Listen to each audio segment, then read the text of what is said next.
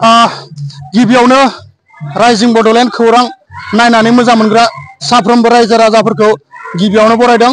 नंगौ, नैबे समाव आं दं नैबे जोंनि बाक्सा जिल्ला सालबारि महकुमानि बेन्दोङाव थानाय गेजेर बिजनी दख'रा दुलाराय बर' फरायसा आफादनि जि बेन्दोङाव नैबे गेजेर बिजनी दख'रा दुलाराय बर' फरायसा आफादा नैबे हादानसा फोथाराव थांनाय मैया 24 आरो 22 बे बोसोरसालिया जथुमाखौ खुंनाय जादोंमोन।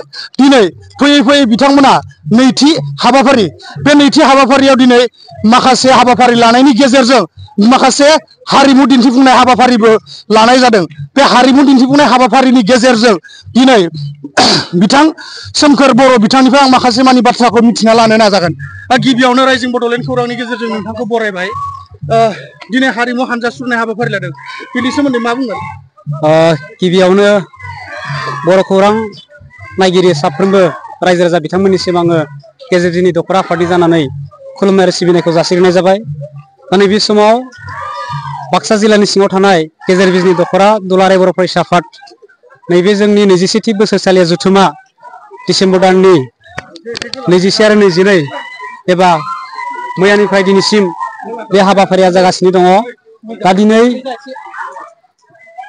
जोबथि सान, बै जोबथि साननिनो थामथि हाबाफारि।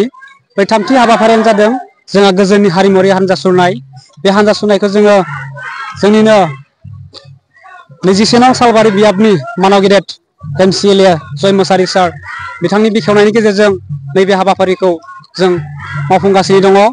दा बे हाबाफारिनि गेजेरजों फोरमायथिनो लादों जोंनि बर' माहारिनि गेजेराव, बर' हारिनि गेजेराव जोंनि बे गोजोन हानजा सुरनायनि गेजेरजों बर'फोरा मा धोरोमखौ फोथायो। दिनै जों बाथौ सिबियारि, जों बाथौ सिबियारि हिसाबै दिनै जोङो बाथौनि मोनसे नेरसोन लादों। आरो बेजों लोगोसे बर'फोरा जोङो खाम जथा सेरजा लानानै लोगोसे जोङो ना गुरनानै जायो, माइ गायनानै जायो, इसान दानो रोंगौ, बायदिसिना बिथिङाव आखा फाखा। बेफोरखौ जों दिनै गोजोन हारिमुवारि हानजा सुरनायनि गेजेरजों जों दिन्थिनो नागिरदों। दा बेखायनो नैबे समाव जोङो खोब गोजोननाय मोनदों बे हाबाफारिखौ मावफुंनानै। दा बेनिखायनो जोंहा मोनसे गोनांथार हाबाफारि दंबावो। बे हाबाफारि जोबखांनायनि उनाव दान्दिसे समनि उनाव जोंहा गेवलां मेल हाबाफारि जागोन। बे गेवलां मेलनि हाबाफारियावनो बाहागो लाफैगोन जोंनिनो 1 नं क'क्राझार लक सभा बियाबनि मानाव गेदेर MP सार बिथाङा बाहागो लाफैनायनि खोथा बुंदों।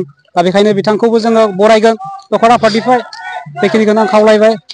लोगोसे नोंथांमोना दिनै माखासे हारिमु दिन्थिफुंनाय हाबाफारिनि गेजेरजों बर' हारिनि गेजेराव माखासे सोलायनाय लाबोनो हादों होननानै नोंथांमोना फोथायनाय दङ नामा? नंगौ, सोलायनाय दङ। मानो होननानै बुङोब्ला दिनै बेफोर हाबाफारि लानायनि गेजेरजों बर'आव ओरैबायदि मोनसे जों सिनायथि होनो हादों, जेरावनोखि बर'फोरा दख'ना गाननानै गामसा आर'नाइ लानानै दिनै जोंनि हारिखौ जों सिनायथि होनो हादों। बिनि थाखाय जों खोब गोग्गानाय लानो हायो। दिनै GI जायखौ बुङो जोङो बर'नि जिखिनि जानाय लोंनायनिफ्राय लानानै गाननाय जोमनायनिफ्राय लानानै GI आव जोंहा माखासे जोंनि बर'नि नेरसोनफोरा दिनै बेरखांदों, गनायथि मोनदों। दा बेनि थाखाय जों गोग्गानानै नैबे हाबाफारिनि गेजेरजों बेखौनो जों फोरमायथियो। नैबे जोंनि हानजा सुरनायनि हाबाफारिनि गेजेरजों जोंहा बर'फोरा मोनसे ड्रेस दं, आर'नाइ, बेफोरो जोंनि नेरसोन, बेखौ जोङो फोरमायथिनो लादों। आथिखालाव माखासे लाइमोनफोरा दिनै रोंनानैबो रोङि बादि जानानै गोग्लैसोनानै दं। बे बिथिङाव लाइमोनफोरखौ मा मेसेज होनो सानो? नंगौ, बियो खोब मोजां सोंथि।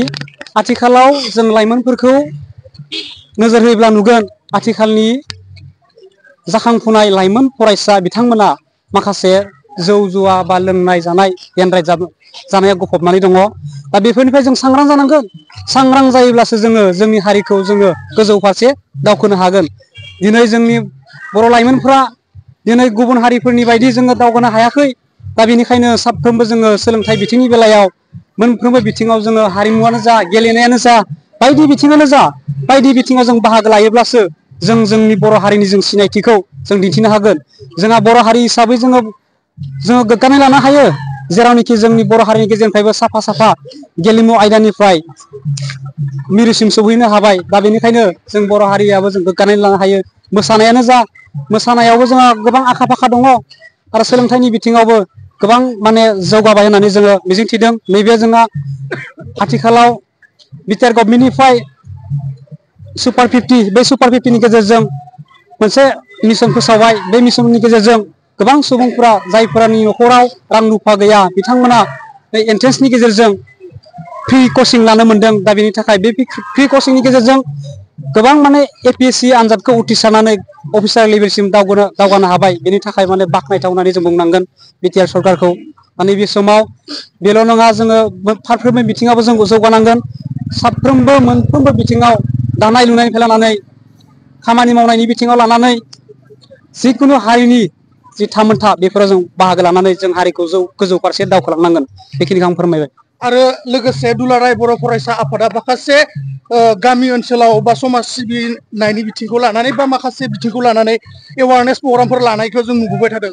दा नोंथांमोननि गेजेरनिफ्रायबो बेफोरबायदि हाबाफारिफोरखौ लानाय जादोंमोन नामा? नंगौ, बेखौ मिरु दुलाराय बर' फरायसा आफादा थान्दै मेलनि गेजेरजों माखासे बिथांखि आजावनानै बैफोर हाबाफारिफोरखौ जिल्लानिसिम दैथायहरो। जिल्लानिसिम दैथायखांनायनि उनाव जिल्लाया जोंनो दखरा आफादनो दैथायहरो बैफोर हाबाफारिखौ मावफुंनांगोन होननानै। दा बे लेखायै नंगौ, जोङो समाजारि गामि फोसाबनाय बिथिंनि जोङो गामियारि सांग्रांथि मेल लायो, सोलोंथाइनि सांग्रांथि मेल लायो, फोरोंगिरि मिट लायो। दा बेफोर हाबाफारिफोरखौ जोङो रनसायबोबाय थादों। फरायसालिफोराव हाबनानै जोङो सोलोंथाइनि सांग्रांथि मेल लादों, गामिफोराव हाबनानै जों गामियारि सांग्रांथि मेल लादों आरो ओनसोलाव जोंनि जिखिनि जाफ्लेबाय थानाय जाय लाइमोनफोरा गावनि जिउखौ फोथैना लाबाय, सुइसाइड खालामना लाबाय, बिनि थाखायबो जोङो समाजाव सांग्रांथि लाबोबाय थादों। नंगौ, दिनै बिथां नैबे गेजेर बिजनि दखरा दुलाराय बर' फरायसा आफादनि मानगोनां सोमखोर बर' बिथाङा जोंनि राइजिं बड'लेण्ड खौरांनि गेजेरजों माखासे मानि बाथ्राखौ फोरमायबाय। थारैनो जेन दुलाराय बर' फरायसा आफादनि मावनो लानाय खामानि बेफोरो मोजाङै मोगथां महर मोनगोन बेखौ मिजिंथिनानै दिनैनि बे फोरमायनाय हाबाफारि बेनि गेजेरजों दिनै बिथांमोना जि लानाय हाबाफारि बे आरो बर' समाजनि गेजेराव माखासे गोग्गोम हाबाफारि जाफुंनायखौ जों नुनो मोनदों। थारैनो बिथांमोना माखासे बर' हारिनि नेमखान्थि बायदियै माखासे हौवा गोदान आरो हिनजाव गोदान लोगोसे बाथौ धोरोमखौ लानानै बाथौनि जि नेरसोन बेखौबो बिथांमोना लानानै मावफुंनायखौ जों नुनो मोनदों।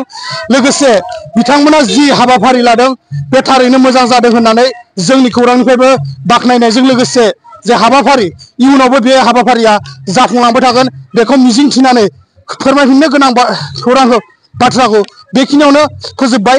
गोजोन्थों।